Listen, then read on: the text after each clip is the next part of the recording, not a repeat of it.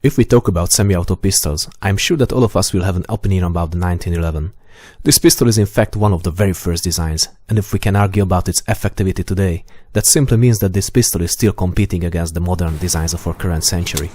I strongly believe that these arguments are already enough to prove how ingenious John Moses Browning was designing his excellent service pistol.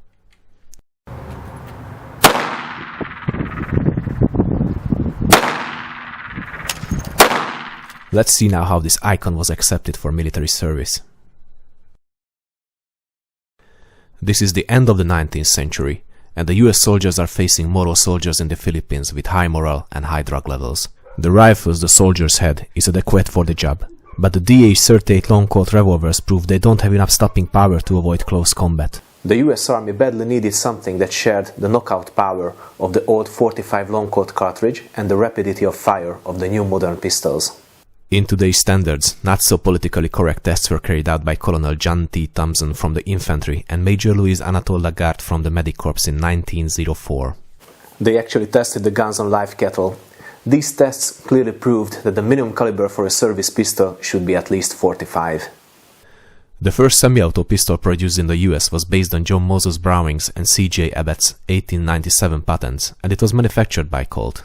The pistol was chambered for the 38 ACP round and proved reliable during the military tests in 1900 against the C96 Mauser and the Mannlicher M1894. One of the Mannlichers burst during the trials, and the C96 was not convincing for the board. The Colt did well, but the board was not 100% convinced. In 1905, they suggested Browning to increase the caliber of the pistol to 45. Next year, 6 companies submitted their designs to the board, but only 3 passed the first test. A Savage pistol, a Luger from the DWM from Germany, and the Colt model 1905. But unfortunately none of these designs were ready for military service, so there was need for further modifications again. The tests continued in 1907 and 1910. DWM quit the race, so the Savage and Colt pistol was competing against each other. The Colt pistol needed less tools for the maintenance. They were more reliable, more accurate and more powerful with the same cartridge than the Savage. The Savage pistol was harder to handle. The soldiers stated that 500 shots with the Savage pistol equaled 2,000 with the Colt.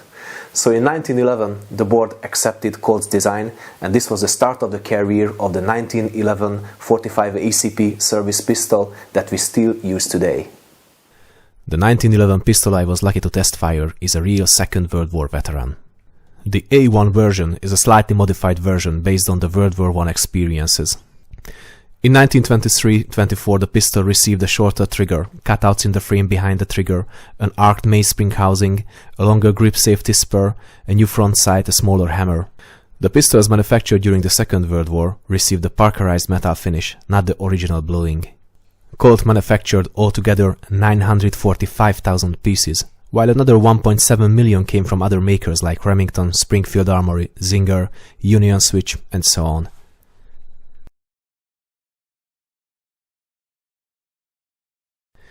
If you ever had a chance to handle a Colt 1911 A1, I'm sure that you will agree that this pistol has something special.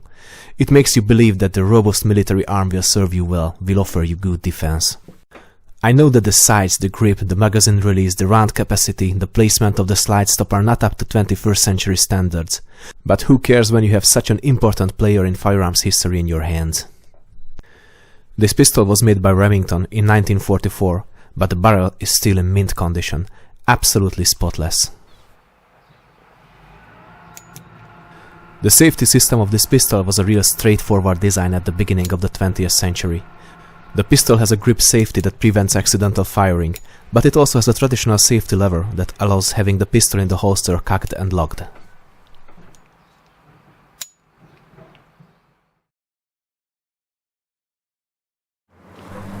The new cartridge, enlarged according to the request after the Thomson-Lagarde tests in 1905, held a 200-grain bullet that left the bore with 900 feet per second. After some modifications, the final version ended up with a 230 grains bullet and 820 feet per second of muzzle velocity. In my little fun shooting two worlds meet, the pistol is fed with full metal jacket, good old Hungarian ammunition. As usual, I decided to start the session with testing the accuracy from a rest at 25 meters.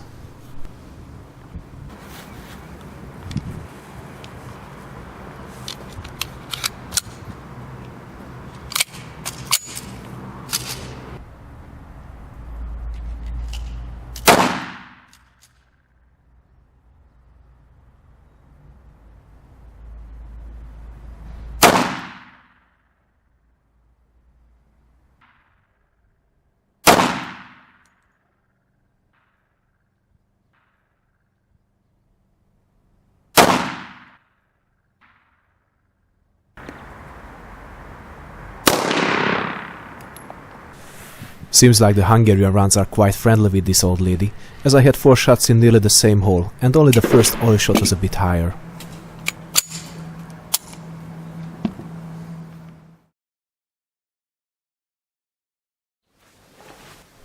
You don't need any kind of tools to disassemble the pistol. The field stripping is fast and easy.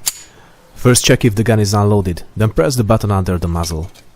Rotate the catch of the recoil spring. Now you can remove the spring and its bar.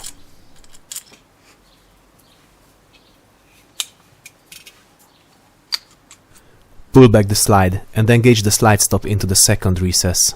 Now you can remove the slide stop. Now you can gently remove the slide and barrel assembly from the frame.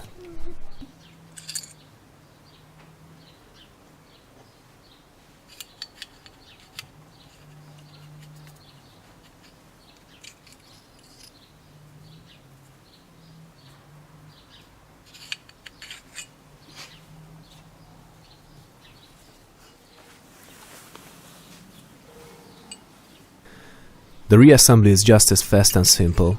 Just reverse the sequence of disassembly.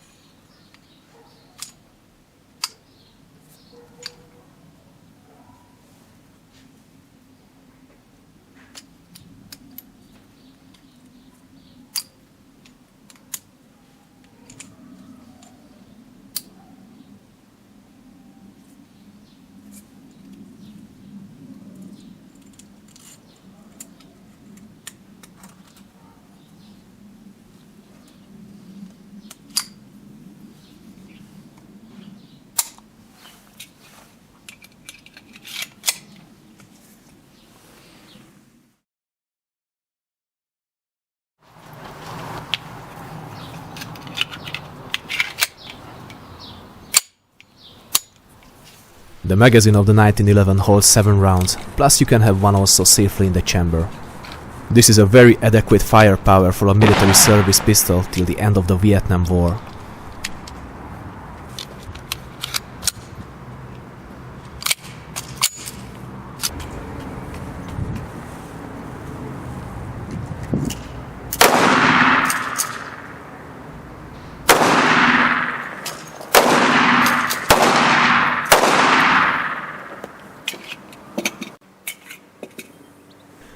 The heavy pistol and the slow recoil of the 45 ACP rounds makes shooting a real delight with this gun.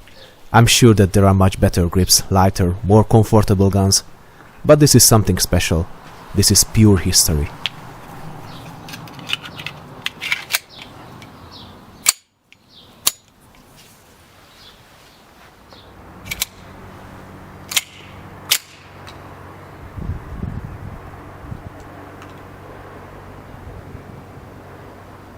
Hányasával ősz.